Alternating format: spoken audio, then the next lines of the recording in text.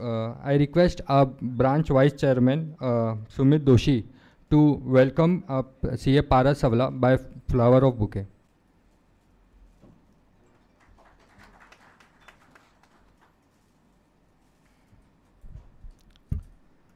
I request N. Sumitra madam to formally introduce today's speaker. Good morning, everyone. The today's speaker for the topic tangible fixed assets and borrowing cost is Mr. C.A. Paras K. Savla. Mr. Paras K. Savla is a fellow member of ICI. He is a certified fraud examiner. He had a close association with one of the big accounting firms before joining as a partner in KPB Associates. He regularly contributes articles, income tax decisions in WRC website, WRC newsletter, which circulates 80,000. His views are regularly featured in Economic Times, Times of India, DNA, Vyapar, etc. He was instrumental in filing writ petition against Government of India, Government of India before Bombay High Court with respect to due date of filing tax audit report and return of income. Currently is co-chairman of Law and Representation Committee of the Chamber of Tax Consultants, assistant editor of the Chamber's Journal. He was past president of the Chamber of Tax Consultants. Sir, I welcome you for today's session and thank you very much. Good afternoon. Good afternoon. I thought if everyone is dosing them, my job is much simpler. I'm there between the lunch. So whenever you feel hungry, let me know. We'll stop the session at that point of time. Why ICDS? Originally, the committee was formed somewhere in 2008 on the accounting standards to be under the Income Tax Act. Initially, it was in 1995. 2 standards are issued. Thereafter, the strong representation made by various organizations. They have scrapped those further issue of standards. But again, this revived somewhere in 2002. Then somewhere in 2012, the committee was set up, gave some set of standards. Those standards were not accepted, again new, and finally these standards were there. In the month of January, we represented before the Issuer Committee. Issuer Committee is a committee which is set up by the government on simplification on the tax laws. Why ICDS is required as such? And the committee, chairman of the committee, Justice Issuer, he was totally incongruent to our views that these standards are not required and they need to be scrapped. Even in his first report, he has already said that since many changes are coming, the standards are not required. But still, the government not accepted. It's the government or the bureaucrats has not accepted the things, and the standards were there, are introduced. So, to my knowledge, why the standards, because the accounting standards which are there issued by institute, now also accepted by MCA for the Companies Act, this is accepted universally. And for years together they are being accepted. All of a sudden what changes they make? The only change what I think, the decisions of the Supreme Court, High Court, which they don't like it. And every time law may not be changed. They try to bring it, they want to bring it through the executory power, so that the persons, the CBDT who is position to change as and when they required. As per Constitution, there are 3 set of provisions what we see. The Constitution gives the 3 equal rights. One is the executory, one is the government, and third is the judiciary. And all 3 are independent things. So executory has to implement what has been passed by the parliament. They can't override what is being said by the parliament. Any law, judge-made law, can be overridden only by the parliament and not by the executory. When these standards were issued, we brought to notice that you cannot override it by just by the issue of notification.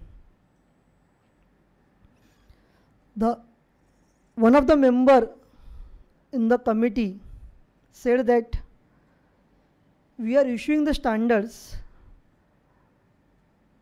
as per the law, because laws are given us the power. The power they are given, so we can do anything what can be done, and we can override the judicial proceedings because the circular or notification has equal force of the law is there. In my view, if that was a position, the why parliament is there. Parliament can have the income tax act in one line, say this whatever law is there, we can be implemented through the notifications. Let the CBD keep on issuing the circular.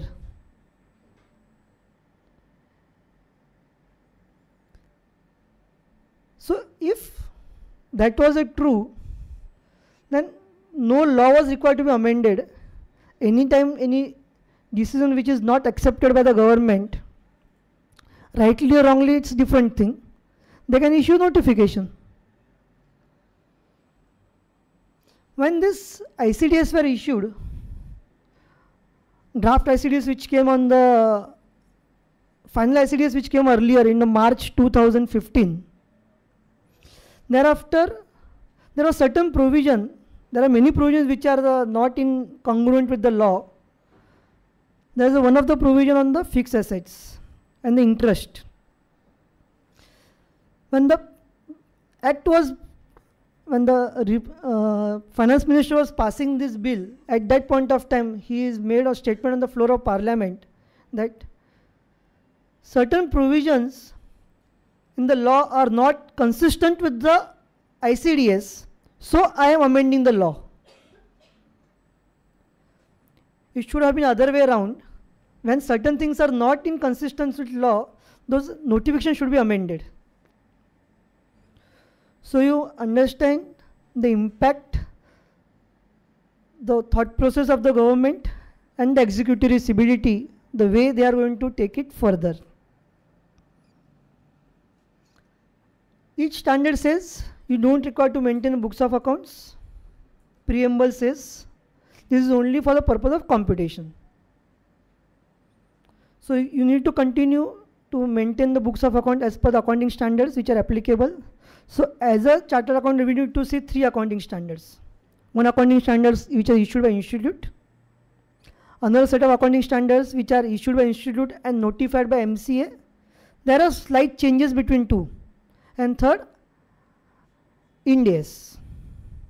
So depending on nature of the assessee, you need to see how the books of account have been maintained and whether there is inconsistencies between the ICDS and Ind AS or AS. Find out those differences, give the impact of those things and move. Because in non-corporate entities, there is no law which requires those entities to comply with accounting standard. But as a chartered accountant, when you are doing audit, you need to comply with it. So if those are not complied, we need to qualify the report.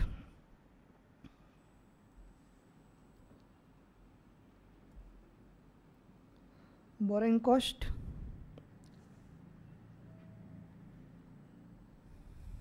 The standard deals with what is the treatment of borrowing cost. It doesn't say what will be borrowing cost. Borrowing cost is the fact, the interest of what is paid will be the borrowing cost.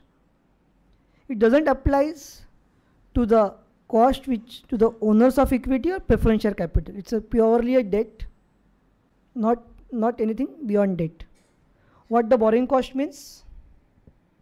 The interest and the other cost incurred by a person in connection with the borrowings of the funds and includes commitment charges on borrowings. If the loan is been taken, say your CC facilities has been not taken from the bank, and bank says if you don't withdraw, avail the facility of this much amount in the period, we will charge you so and so amount. So for not utilizing the borrowings, you are charged. That will be also part of borrowing cost. Amortize amounts of discount or premium relating to borrowing. You had two decisions. Madras Investment, Supreme Court, where the assessee has issued a deep discount bonds, but claimed deduction in the year of last year only. And then the Taparia Tools Bombay High Court, which is affirmed by Supreme Court, where they have spread the discount over a period of time. Supreme Court said both the things are possible. The way the accounting treatment is given, this is allowed as a deduction. But now it says the option which is there is taken away by this standard, which says you need to amortize the discounts or premium over a period of the borrowing. Though I have my own reservations whether this standard can override the Supreme Court decisions. Amortize amount of ancillary cost incurred in connection with the arrangement of borrowings. There may be professional fees, stamp duty, all those things. Finance charges in respect of assets acquired under the finance lease. So finance charges under the finance lease is also part of borrowing. Income Tax Act defines the interest. Section 228 capital A is the interest. More or less both definitions are similar. Interest means interest payable in any manner in respect of any money borrowed or debt incurred, including a deposit, claim or other similar rights or obligations, and includes any service fee or other charges in respect to money borrowed, debt incurred, or in respect of any credit facility which has not been utilized. Broadly, though language of both sections are different, broadly it covers everything. Then we need to see first finance cost or interest, whatever is there. What will apply to it is the qualifying asset. Qualifying asset is a land, building, plant, machinery, furniture, tangible assets. It also covers the intangible assets and inventories which requires 12 years or more to bring into sellable condition. Further Act says the words or expressions which are not defined under this ICDS, and if it is defined under Income Tax Act, then the definition which is covered under Income Tax Act will apply. But what if definitions are there in both places? Preamble says, in case of conflict between the provisions of Act and the ICDS, the provisions of Act will prevail to that extent. When some definition is already given in Act, why you want to define it again? So that is a loop which has been going here now.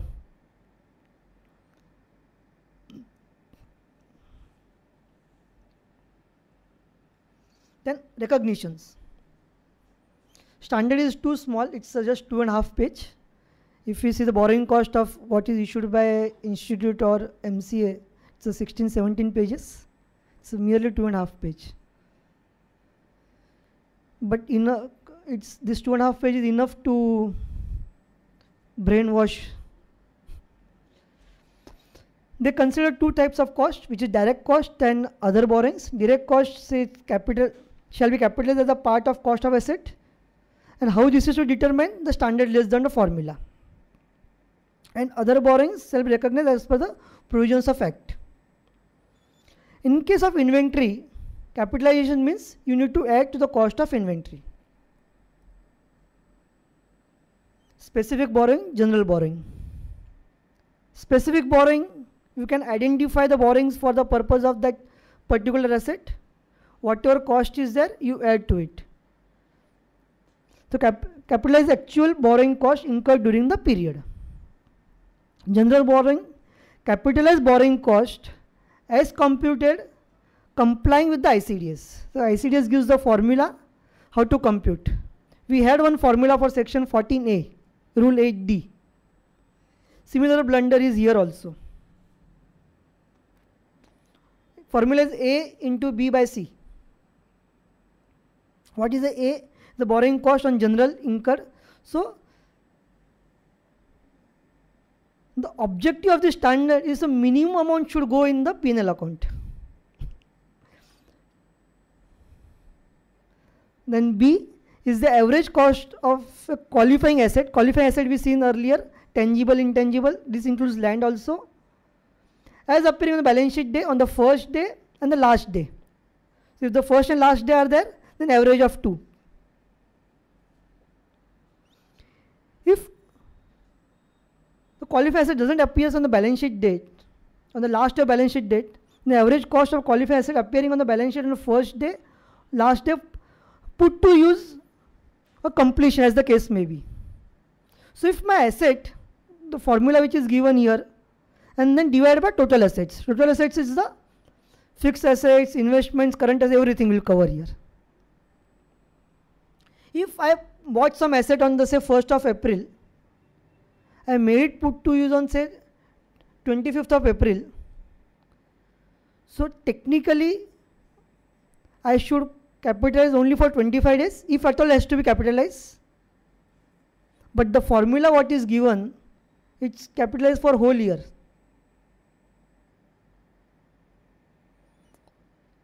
So in my view that adjustment need to be done by us.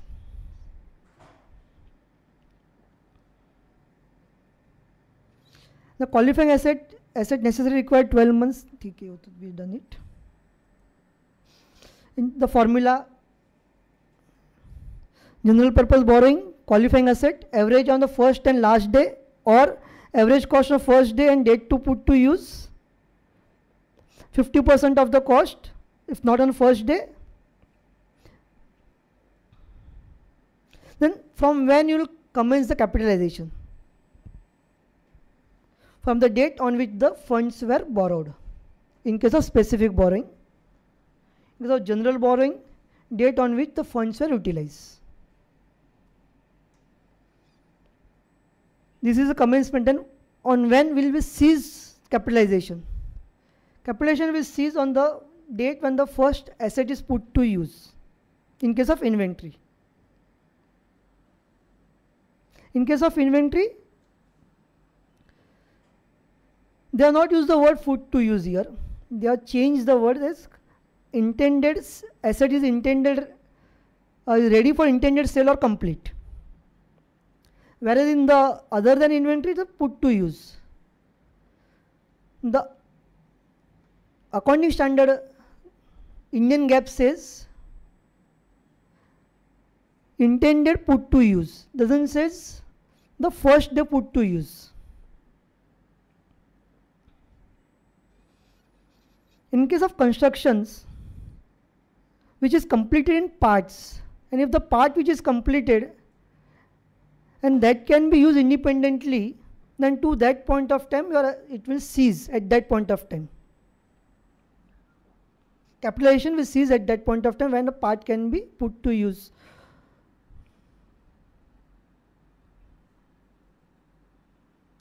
FAQ has been issued on this.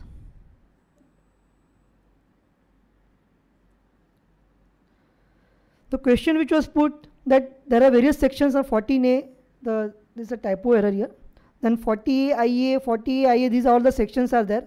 Then can the borrowing cost be capitalized under ICDS 11? Should exclude the portion of the borrowing cost which gets disallowed under specific provisions of Act. It says, since the specific provisions of Act overrides the ICDS, it is clarified that borrowing cost should be considered for capitalization, so exclude such borrowings which are disallowed under the Income Tax Act,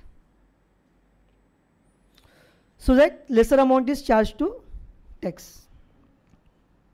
Bill discounting charge, they said this is also borrowing cost, so treatment should be given similar to this.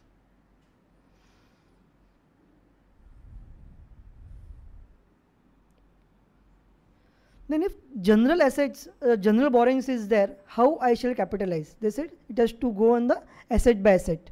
And not the basket method is not given. They say it has to be done by asset. Transition period, all borrowings which are done after 1st April 2016 will only be covered here. The borrowings which are prior to that, not to be considered. In case of CC facilities, it's a continuous, it's not sanctioned every year. Once the facility is sanctioned, and that keeps on going. So whether you will consider this sanction prior to 1st April 2016 or post to that. Any views? At the time we have to consider, if the renewal comes after 1st April 2016, we have to consider it. But term loan which is sanctioned earlier, prior to that, though that is reviewed, that is not renewed, that need not be considered. And then you have to give disclosure. What is the accounting policy adopted for the borrowing cost and amount of borrowing cost capitalized during the previous year. And this disclosure will also form the part of 3CD now. So if some additions has to be done on this, as per this disclosure, you diligently did this thing. If you see the return, the new returns which are prescribed, you need to put the net addition. Then net addition goes in the other part of the return, subsequently get transferred, and it settles there only. It doesn't go automatically in the computation provision as getting added to the cost of asset or whatever is there, or P&L, or taking hit to P&L or not to take hit on P&L. The return which utility as well as the return which is prescribed doesn't take it. It may, one of the reason may be something like borrowing cost need to be added to the asset and not to the hit may not happen on the P&L account. So if the assessee discloses everything in the return and doesn't make any adjustment, whether that will be liable of penalty provisions or no during the course of assessment.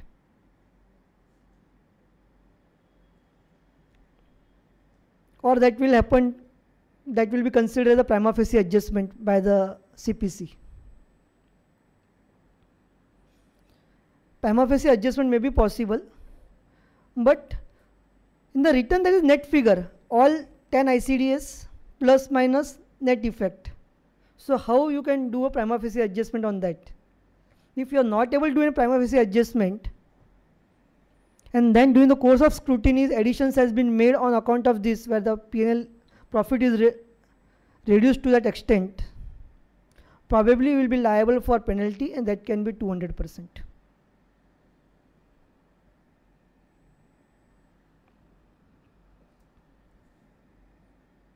This is what the standard covers. We try to do comparison, so this will give us the idea what are the issues which will crop now. Qualifying asset, as per Indian GAAP, which takes a substantial period of time. Here there is no substantial period of time has been considered except for the inventories. Same is for Ind AS. Again, land is not a qualifying asset as per the Indian GAAP, but here land is considered as a qualifying asset. Treatment of borrowing cost not eligible for capitalization. If certain is not eligible for capitalization, and as per ICDS, you consider what excess. So this will be usually charged to P&L account. That's what Indian GAAP also says. It will recognize as expense in the profit and loss account statement. When you have borrowed something and amount is not utilized immediately for certain purpose and you park it in the fixed deposits, you earn some income on it. We had old decisions of Supreme Court in Bokaro, Steel, and series of those decisions, Tuticorin and all those, which says when the income is identifiable with respect to certain borrowings and the assets, those, it has to reduce from the cost. So net amount only need to be capitalized, or net amount only to be charged to P&L account if at all. But ICDS doesn't give any such option. Income to be considered as income, expense, you capitalize it, gross amount.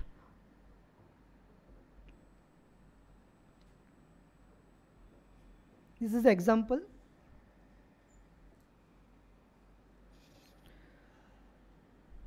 Commencement of capitalization, what Indian GAAP says, when three conditions are fulfilled, you can commence the capitalization. Expenditure for the asset is being incurred, borrowing costs are being incurred, asset is there, borrowing cost is there, two things. Third, activities necessary to prepare asset for intended use or sale are in progress. There is a borrowing, there is asset, but there is no activity is being carried on that asset. Then there is no capitalization. But as per ICDS, specific borrowing on date of borrowing, general borrowing from when the funds are utilized. Here issue may arise that assessee is in the business of construction, is a builder. In that scenario, whether it will be considered for the purpose of capitalization or not. Inventories which take more than 12 months, they say it's an inventory. So if it's in business of construction, that may become inventory. But there is a Bombay High Court decision which says, in case of Lokhandwala complex, which says capitalization should not be done, it should be charged to profit and loss account. Again, 3613, why the Bombay Court said? Because they are analyzed the provision of section 3613 or 3613, which says when the I can claim deduction. So the specific provision in the Act allows me deduction. How the ICDS can disallow my deduction? In the FAQ they said the court has taken a decision. At that point of time, guidance under ICDS was not available.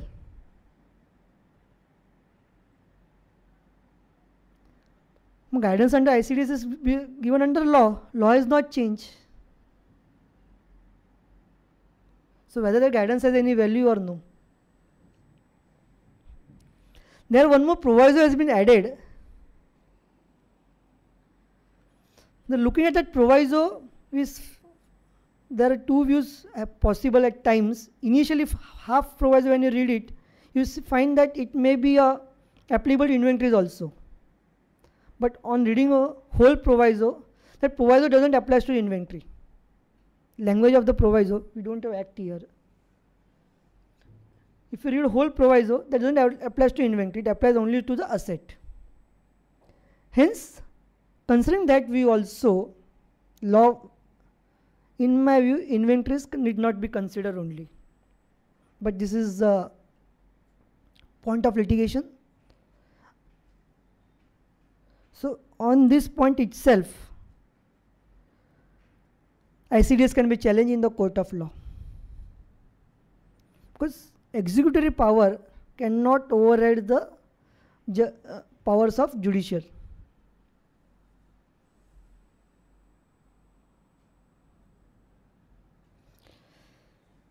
Capitalization general borrowing, here we have to find out average cost, whereas in Indian GAAP gives the weighted average cost.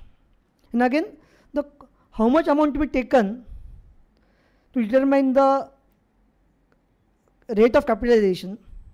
In the example what I have given, the format has changed here. As per the ICDS, the average cost or rate of capitalization comes to 22.75%. Whereas under Indian GAAP it comes to 10.36%. So nearly 13% is the more amount which is been capitalized as per the ICDS. Suspension. Indian GAAP says that due to certain issue or technical issues, your activity has been suspended. For example, construction work is going on, there is a stay from the court. In that period, you can't capitalize the interest because that is abnormal activity, and all those abnormal activities need to be charged to penal account. But there is no provision on ICDS, so under the ICDS it will continue. 4. Capitalization. In cessation, what Indian GAAP says, capitalization of borrowing cost ceases when the substantially all the activities necessary to prepare the qualifying asset for its intended use or sale are complete. In case of inventory, it says intended for sale is complete, whereas for other inventory is the when asset is first put to use. Words are here first put to use. If my asset is ready, say on the 1st April, and I'm putting it to use after 3 months, 4 months, 5 months, after a year. So still I have to keep on adding here. Under section 32, depreciation, there are various decisions which said intended to use, ready to use is means put to use. For example, if you say fire extinguisher is been done, though that it may not be very huge cost, so I have to wait, there has to be fire, and only my asset is put to use. So though the language is there first put to use here, considering the decisions of the earlier decision, the section 32, I think the point of a time when asset is ready to use, your capitalization ceases at that point of time.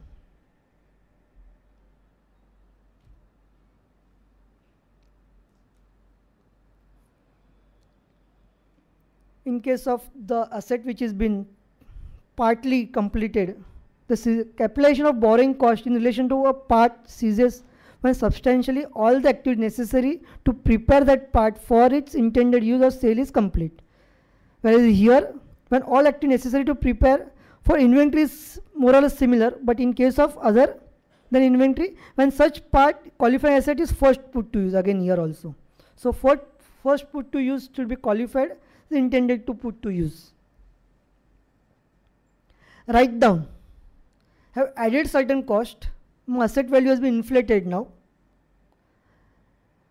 Impairment of asset you need to see at each point of time, and if the carrying value is more than the what value it can fetch, asset can fetch in the market, that cost need to impair under the Indian GAAP. But there is no provision in the ICDS for such impairment or bringing down the cost. Any questions on borrowing cost?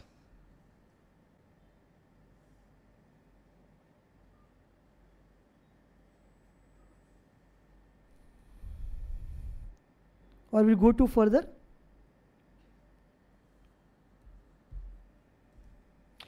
Fixed assets. The two definitions given by the ICDS. Tangible fixed asset is an asset being a land, building, machinery, plant, furniture held with the intention for being used for the purpose of producing or providing goods or service and is not held for the sale of normal course of business. This definition provides criteria for determining whether item can be classified as a tangible fixed assets or not. Intangible assets has not been covered here, it's only tangible fixed assets. Fair value of an asset is an amount for which asset can be exchanged between the knowledgeable and willing parties in the arm's length price.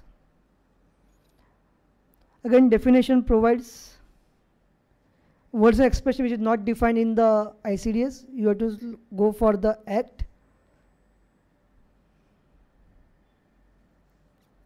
So what will be the part of purchase cost? Purchase price, whatever amount which has been paid is a part of purchase cost. Then duties, import, if the asset is imported, the import duties, taxes, VAT, service tax if it is added, excise, excluding those subsequently recoverable. So where you can able to get the SENVAT credit or VAT credit, whatever is there, that need to be excluded. And any directly attributable expenditure for making asset for intended put to use. You have to, so if you are doing construction activity construction of a office building, you keep a watchman who is there. So salary of that watchman gets directly attributable here because that person is here for the purpose of that site only, and site is going to create an office building that will get capitalized. Trade discounts and rebates to be deducted. Administration and other general overheads to be excluded if they do not relate to the specific tangible fixed assets. If the office staff is there and he is spending some time, so should we exclude the proportionate salary of that person or no?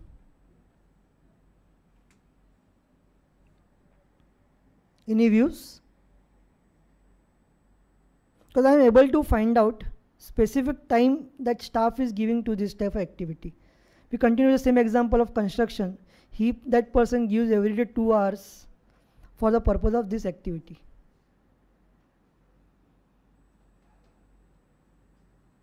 Should it be done or not?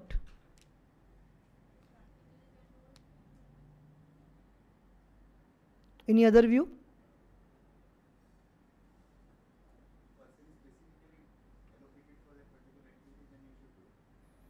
Correct. If the person is doing the mixed activity, we have the old decision 8 ITR of Madras High Court, which says I can take the deduction which is more beneficial to me. Since the activity, I can identify some part, but as such that person is not associated fully. The example what we took earlier, the security person, that was allocated fully for this activity. So that the view can be possible that this is not fully wholly allocated for this thing, so it should be excluded.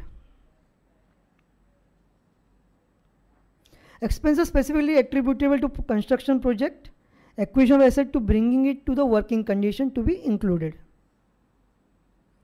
But following expenses can be treated as the revenue expenditure. Expenditure after the plant has begun commercial production, and machinery spares as and when consumed, which this need not to be added to the cost. Further it says following expenses will be added. Startup and commissioning expense project. So when the expenditure incurred for the purpose of startup or commissioning of project, that need to be added. Even trial run and experimental production should also be added here.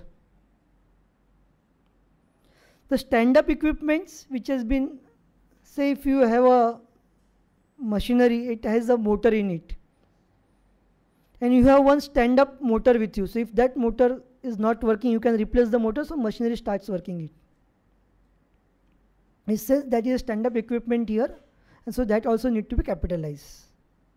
And any servicing equipment. But machinery spares, when can be used only in connection with tangible assets, and use is irregular. The spares which are there, it is not consumable on day-to-day basis, but those spares which can be used sparingly or once in blue moon, that need to be capitalized. Same principle will also apply on the self-constructed tangible assets. However, the transfer pricing profit, internal profits which are there, which may be there, should be excluded. Here issue may arise, my unit is a ATIA unit that is doing some manufacturing of some machine or some plant or equipment, and that is been used by the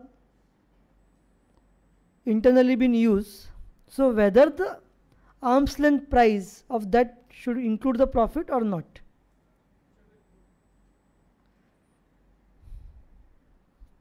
So there is a dichotomy here. One part says you should include it, but the says profit should be excluded. So they don't want to give higher depreciation also now here. And when any asset is exchanged, it says the fair value of the asset which is being received should be considered as the cost of asset. this is what definition of asset is there. We had the section 43(1) defines what is asset. There are 3 provisos to that definition and 13 explanations which provides the cost of asset.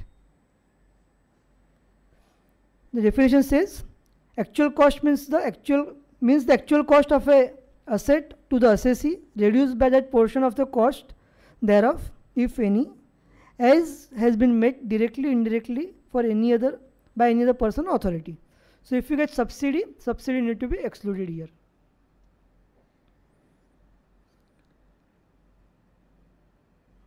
So when you consider this cost, the courts have considered this definition. The cost need to be considered in commercial sense.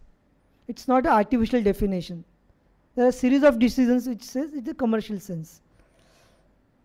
So now commercial sense has been given away by this ICDS. There was a question in ICDS. My trial run production has been done. I have not started my commercial production, and in between some expenditure is incurred, whether that to be capitalized or that will be charged to P&L account. It says that para 8 of ICDS clarifies expenditure incurred till the plant has become commercial production. For the purpose of depreciation, once trial run is done and my plant is ready for commercial production, all those expenses which are incurred subsequent to the trial run is charged to profit and loss account. The ICD says no, this will be considered as a capital expenditure. Improvements and repairs. There is a huge litigation on the current repairs under section 29. What is a current repair, and if you are able to classify those expenditures as current repairs, it is charged to a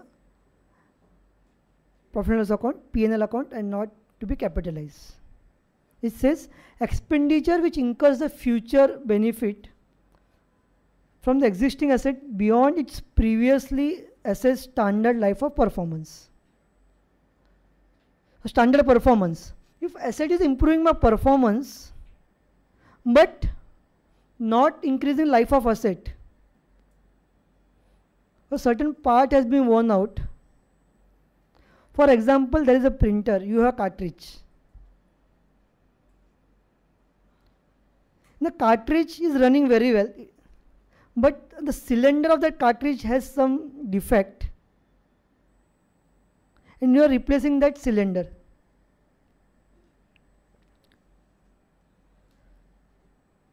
So replacement of cylinder certainly is going to improve my performance, because that is going to give me better output now. So whether that should capitalize. The printer what I am speaking is the large printers in the printing industry where the printing has been done, because the cylinders are changed, their rolls are changed regularly. We have Supreme Court decision Mahalakshmi which says this is not improving the performance, this is only to make expenditure which incurred to give the desired output. The performance improved, but this is to give the desired output. This need not be capitalized. So there is going to be a huge litigation on this point. Assessing officer as usual will say, नहीं, this is the capitalized. आप CIT appeal में जाके वहाँ से ले लेना exemption, मैं तो capitalize करने वाला हूँ.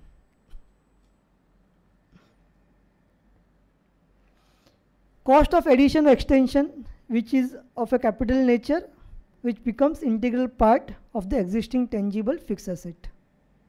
So if an extension is done, certainly that can become the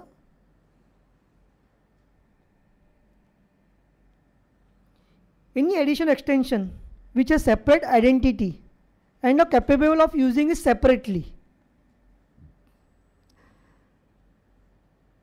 and existing tangible asset is disposed of, it can be treated as separate asset. Assets are owned jointly by 2 persons, then proportionate cost to be considered. The consolidated price paid for various assets, slum sale. Then it says on the fair basis. So purchase price allocation has to be done on the basis of the valuation report, and bunch of assets which are purchased, the price to be allocated on them. In that bunch, it can be current assets also, it can be a fixed assets also. So you need to allocate accordingly. Standard doesn't speaks of depreciation, probably because the depreciation standard has been scrapped by institute. The depreciation you need to consider as per the provisions of Act. Transition provision. This comes from effect acquisition of assets on or before 31st March 2016, and which is completed by that date not to be considered. If my asset is purchased before 31st March, but process is completed after 31st March 2016, which goes in the financial year 16-17, then this standard will apply to that. My asset was purchased before 31st March, but it was not installed, not put to use in that previous year, but it's put to use in the financial year 16-17, relevant to assessment year 18-19, 17-18, then this standard will apply to it. Further it says, the assets of any previous year commencing on or before 1st April 2015 shall be taken into account for recognizing the actual cost of the assets for the previous year commencing from the 1st April 2016. So, my cost which was there in the financial year 15-16, in that point of time this standard was not applicable. Standard applies to the 16-17 financial year. So cost as on 31st March, during that year whatever is there, you blindly accept that cost, no adjustments to be done to that cost.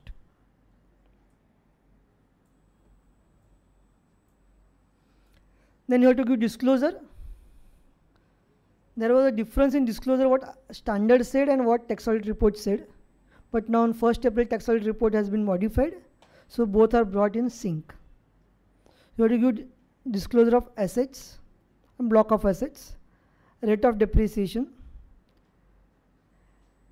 actual cost or write down, written down value as the case may be, additions, deductions, date wise, and impact of CENVAT, foreign exchange rate currency fluctuation, subsidy, grant, reimbursement what is received, depreciation allowable, written down value at the end of the year. Now issue arises, the standard asks me to give this disclosure. Standard says you have to maintain books of account as normal, don't maintain books of account as per this. So disclosure should be as per the three, in this should be as per the normal books of accounts or as per this.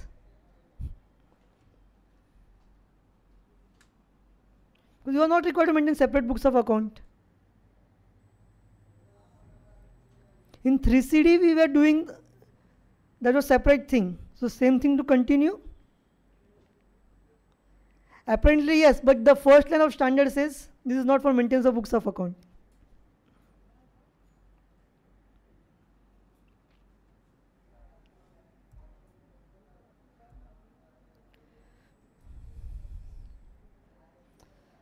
Consider certain differences here. Earlier, Companies Act allows that if the petty items is there, I can write off to P&L account. Similar thing was also available in Income Tax Act, but this standard doesn't allow you. So any write-off which has been made under the Companies Act or under the normal provisions, you need to bring those assets on the books, be the item be 200 rupees or 500 rupees also, because there is no concept of materiality here. Cost to be capitalized. The actual cost which is prolonged, cost incurred during the period of a project is ready to commence the commercial production. I am not putting the commercial production, we already considered this example here earlier. Standard doesn't allow me, the FAQ says it has to be capitalized again, but the Indian GAAP doesn't allows me to capitalize it. So first year is fine, but over a period of time you lose the track. How the cost is arrived as per the income tax books of accounts and as per the commercial books of accounts. And especially when you are following Ind AS, then the further issues will arise, because their reclassification is every year you have to revalue the asset. Fair value should determine at end of each year. The current Indian GAAP doesn't require the fair valuation. In case of exchange of asset, as per Indian GAAP, you get an option. What are the options? You will see the fair market value or a net book value of asset which is given up, adjusted for a balancing the payment what I receive in cash or otherwise, or fair market value determined with reference to the asset which is given up or the asset which is acquired. So there is option. Which is more clearly evident, I will consider that. Asset which is given up or asset which is acquired, more evident, I will consider that. So that will give the better value in the books of accounts. ICDS says nothing doing that. You have to consider the fair value of tangible asset so acquired. The asset which you are acquiring, find out the fair value and record it in the books of account. Similar in case of shares or securities are issued, assets purchased in kind by issue of shares and securities, fair value as per the ICDS has to be considered on the basis of fixed asset only. But Indian GAAP gives me the option. It can be fair value of the securities issued or the fair value of the asset acquired, which is more evident, clearly evident, that can be considered. Similar is also in Ind AS.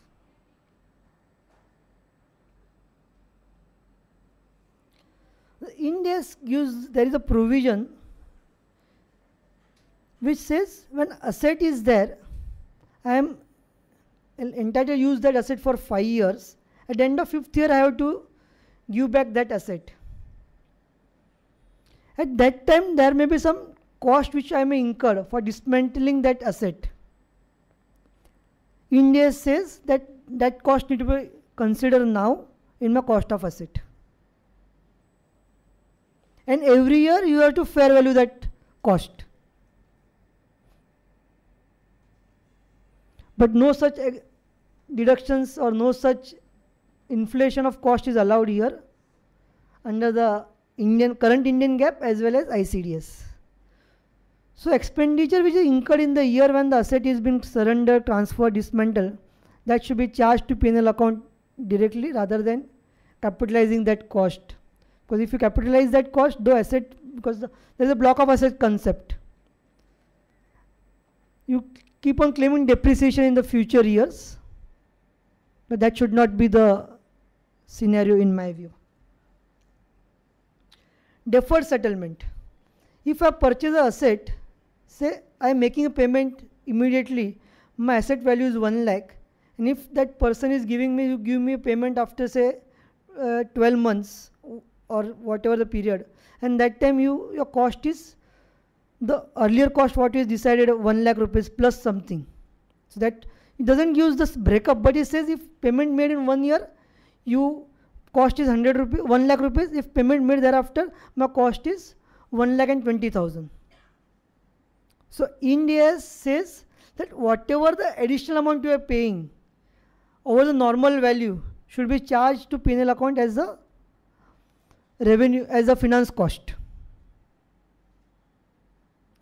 But in the ICDS, there is no such classification is made. It will be considered as a part of your cost only. Same thing also under the Indian GAAP also.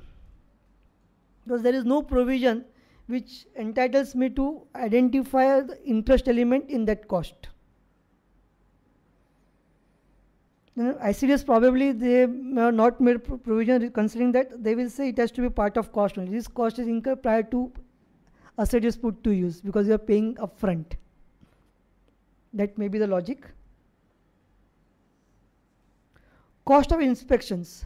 Under the Ind AS, if any major inspections has been done, that cost will be added to the, if it is specifically identifiable and the criteria for recognition is fulfilled, this will be added to the cost of asset in year 1. And you see inspection is done every 3 years. I will add it in the year 1 if the criteria for recognition is satisfied. Again at the end of 3 years, if I am doing some inspection, that time also cost will be added. But the cost which was earlier, unamortized cost which was done in the year 1, if there is an unamortized cost, that will be reduced as per Ind AS. But in the ICDS, there is no provision for capitalization.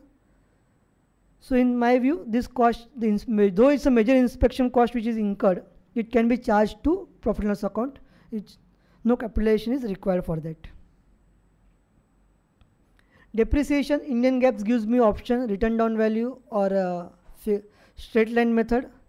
Under Income Tax Act, usually it's a written down value. Only in case of specific assets for electricity company, there is option for written down value or the SLM method.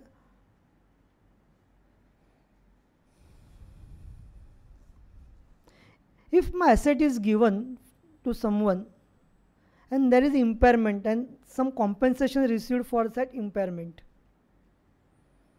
what treatment will be done? Under Ind AS, that is considered as a revenue. Under ICDS, there is no provision. This will happen typically when the assets are given on rental basis or when the lease of assets are given. And some damage has happened and the owner of asset recovers some compensation on that. So whether that will be included in my, it will be reduced from my cost or it would be considered as income. You have to consider what is the legal provisions. Possibility is there, it can be excluded from the cost so that your depreciation value reduces to that extent.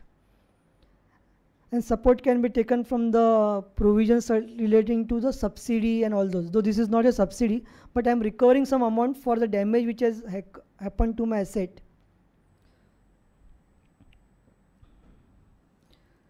Residual value. When you are computing depreciation under the AS 10, you have to find out the residual value. So cost minus residual value divided by life of asset, what we consider for depreciation. Residual value is a static figure. In the year 1 what is estimated will continue as it is. But under Ind AS, you have to estimate on each balance sheet date that residual value. But under ICDS there is no provision because the rate of depreciation is fixed. Under Income Tax Rule 5, fixed rate of depreciation has been provided to me. So no impact to be given for the residual value.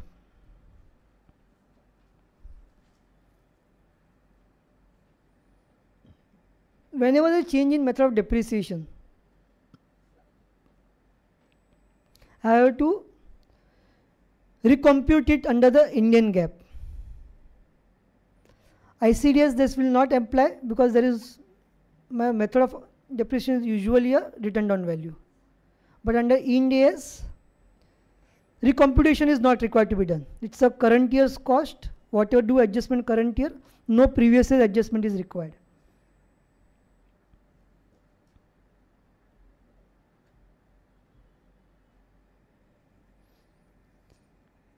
Sale of tangible fixed asset.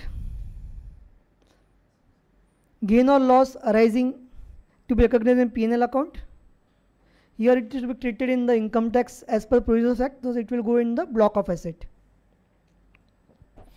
Revaluation of asset doesn't have any tax impact, usually should not have because we have old decision. I can't make profit on my own self, on my own. So hence there cannot be any income or gain on revaluation of fixed assets. Under the Indian GAAP, that gain is there and according to the method of depreciation will change on that basis. Same thing is also to be recognized under Ind AS. These are two standards what allocated to me. I have covered it. We can have 5 minutes question answer the issues which may arise on this point.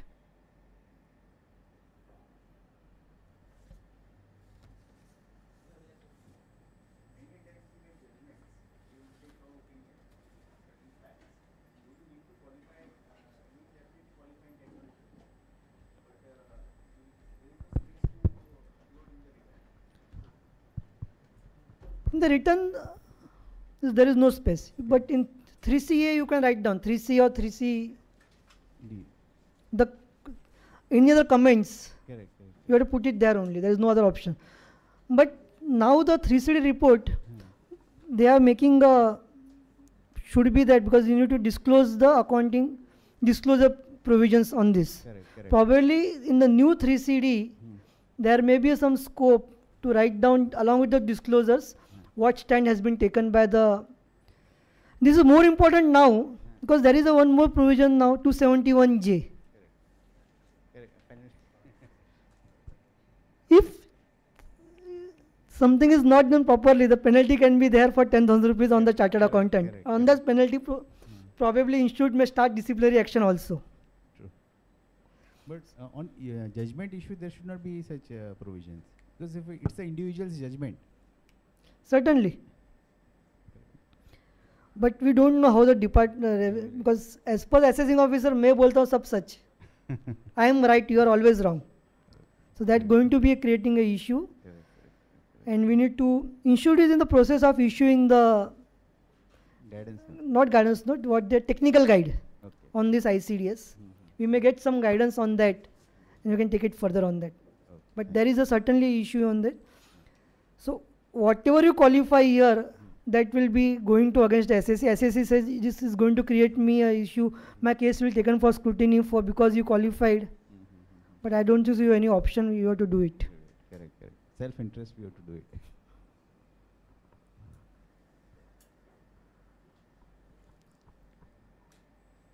Any other? I have one video. I can Hello. show what is, yeah. Many a times we see that certain production which takes place during test run, and that production is also capable of being sold, and you sell it. How will you treat this sale? Because all the cost of production you are going to capitalize. So capitalization, though there is no guidance under the ICDS, but capitalization has to happen net of the expenditure, net of income, what we take a reliance on the Tuticorin and the Chelapalli sugar and all those decisions. But department is certainly going to see that this is a revenue, because even ICDS 4 doesn't give any guidance on this. Trial and production, if you are earning something, so whether that revenue to be recognized or not, ICDS 4 in my view doesn't give any guidance on this. But view can be very well taken this to be reduced from the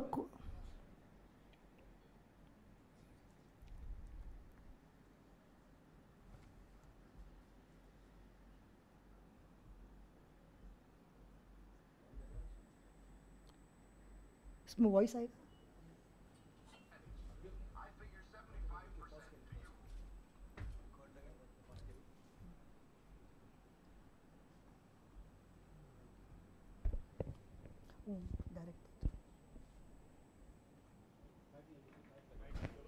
speaker किधर है?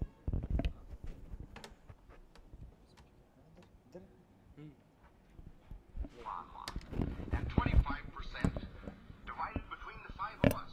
Gida, Crowbar, myself, Tom, and the baby. That makes 5% for each one of us. Billy, you're cheating yourself.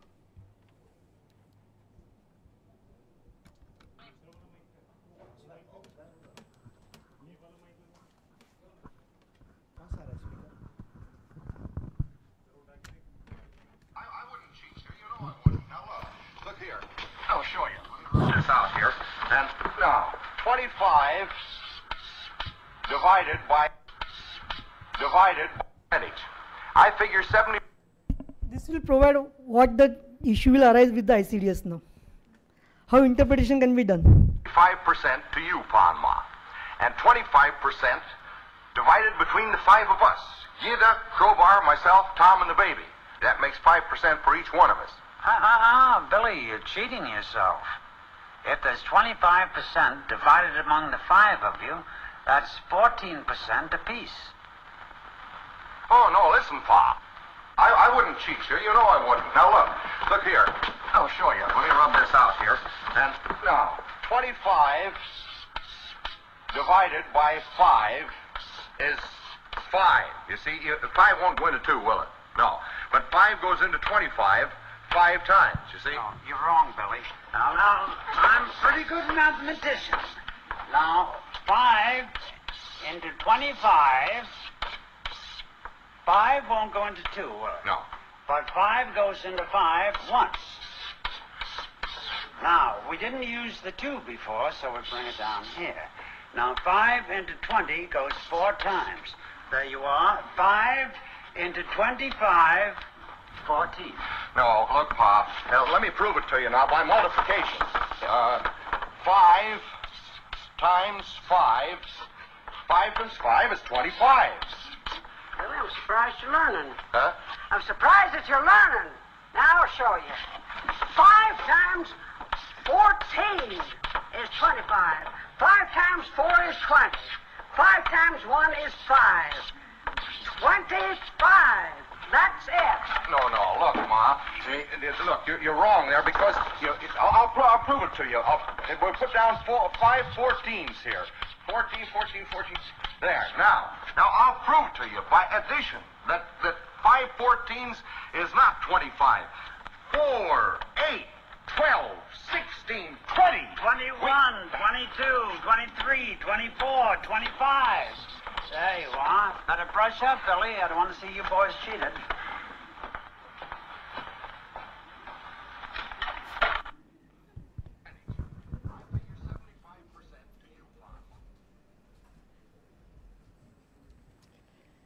This is going to be happen with the ICDS. The tax officer is going to treat the same way. So this is a huge opportunity for the chartered accountants and the tax professionals. I thank you for the patient hearing and also thanks the branch for giving me opportunity to share my views on the topic. Thank you. I would request CA Nikunj Bangeria to please offer a formal vote of thanks to the speaker. On behalf of the branch and all the members present here, I thank Balaji. Balaji, thank you for sharing your time and your views on this grim topic. And we appreciate your knowledge, and it was an in-depth analysis. And sir, thank you for sharing that clip also to lighten up the movement. Members, I request you to give him a huge round of applause as a token of appreciation.